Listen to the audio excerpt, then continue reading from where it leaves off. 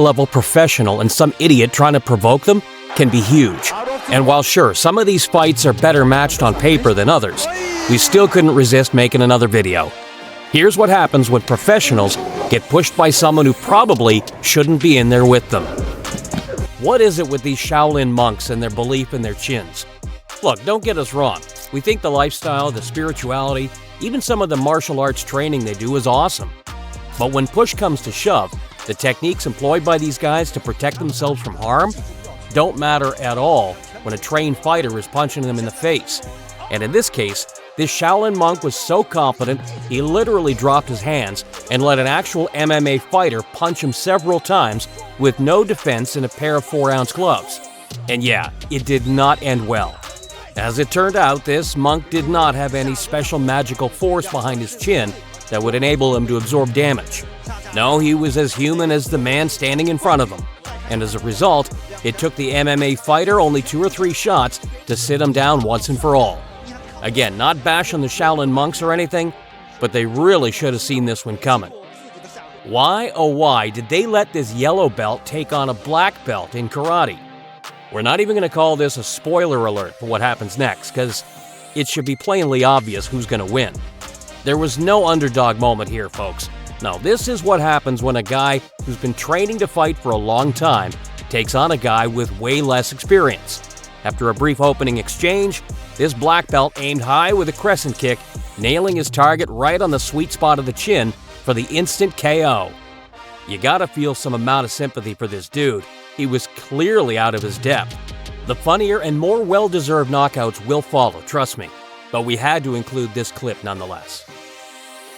Let's go next to something truly relevant to the world of boxing right now.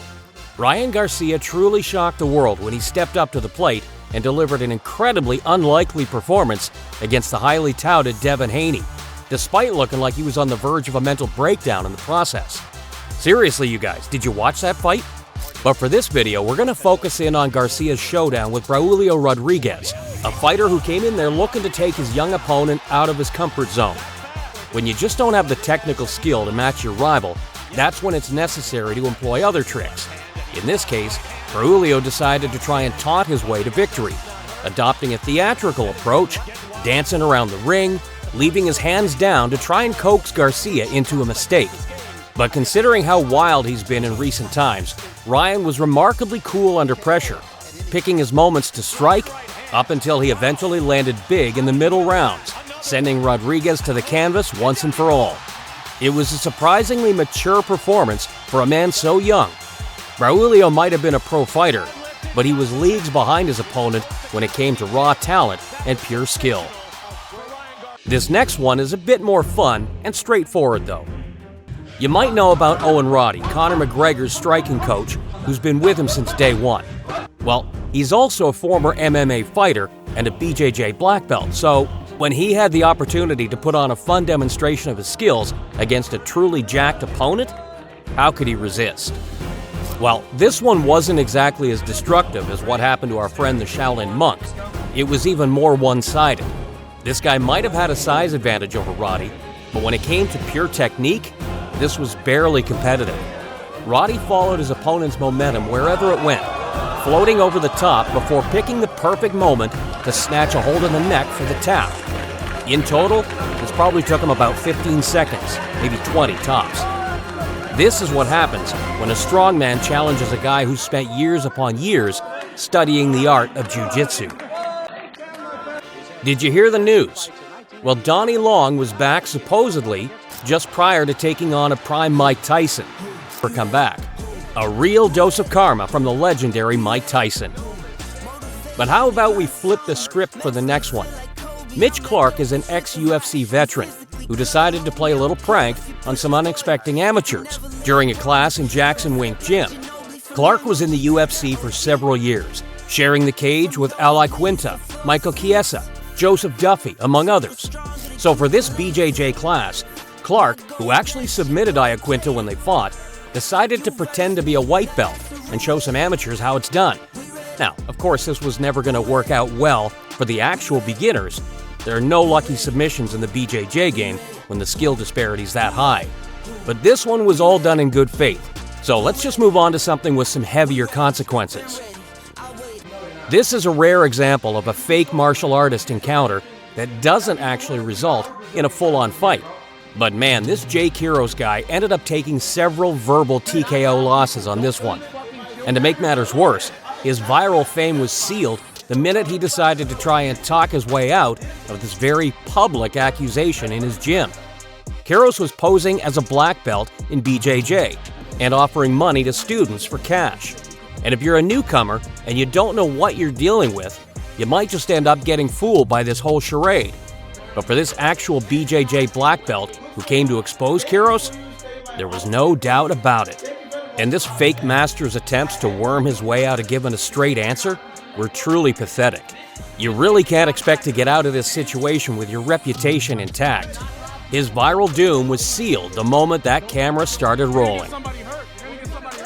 This next one is a classic example of what happens when an untrained guy takes on a legitimately impressive Kyokushin karate specialist. The difference in speed, dexterity, footwork, in everything is pretty staggering. And you could see that even though the black belt fighter was having a good time, laughing and smiling, he was still doing a whole lot of damage to his adversary. If he decided to turn up his intensity even a little bit, he could have put this dude in the hospital, seriously.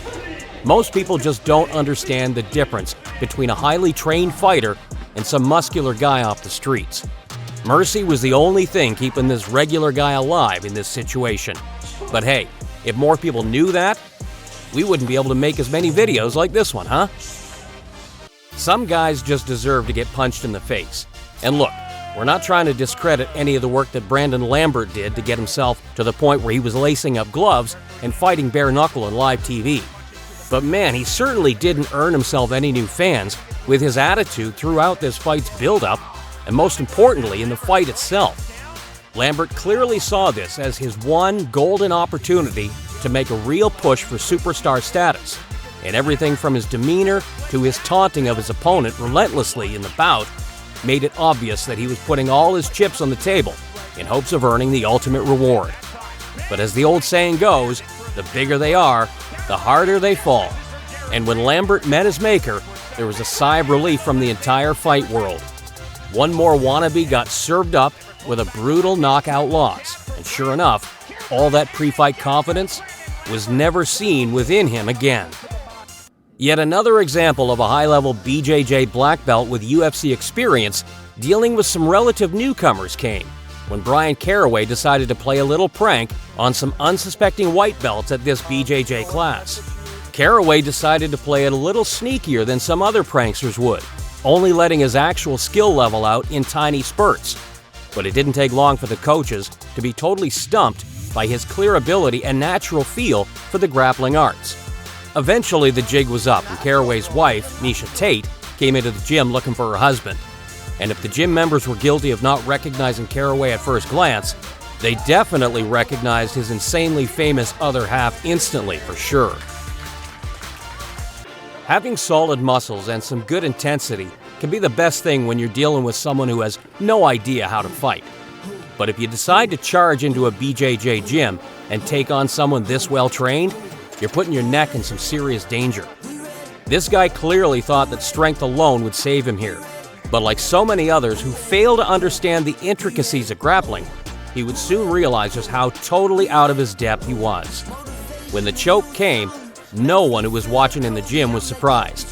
But if we had to guess, this big dude had his ego bruised quite a lot.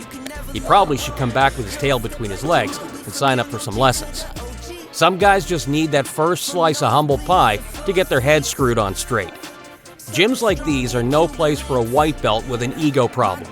And like anything else, sometimes you gotta use a firm hand to get your point across. Just like Donny Long before him, Tony Tubbs severely overestimated his ability to hang with a fighter of Mike Tyson's power and ferocity. In his own mind, the fans were about to witness the new Tony Tubbs, which is pretty hilarious, considering what followed. Iron Mike was in top form on that night, and with power like his, it didn't take him long at all to break Tubbs' fighting spirit. The new Tony Tubbs was unfortunately not new enough to deal with the onslaught that Tyson was about to throw at him. Like all the other overconfident opponents that tried to steal Iron Mike's momentum and make it their own, Tubbs ended up in a pile on the canvas, wondering where it all went wrong. Swift justice in the heavyweight division. Ever see a tough guy on the street covered in tattoos, walking around like he could take on the entire world? Well, that type of attitude doesn't always work out for you in the cage.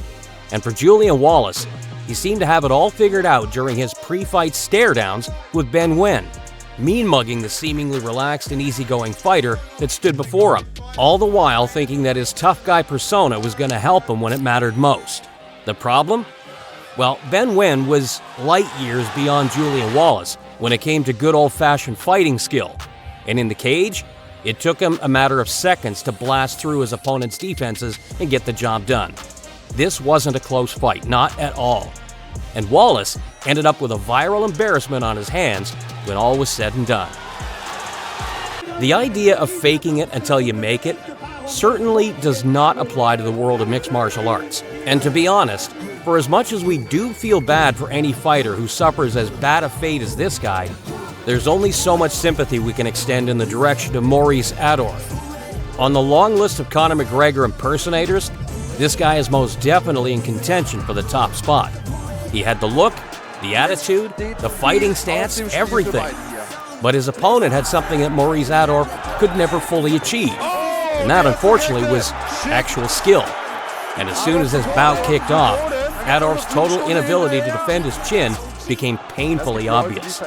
Sure, he bounced around the cage like a budget McGregor, but he lacked Conor's reflexes, his timing, and natural ability. And when that first huge shot landed clean, it had a tremendous impact on Ador. There's no other way to put it, this KO was as violent as they come.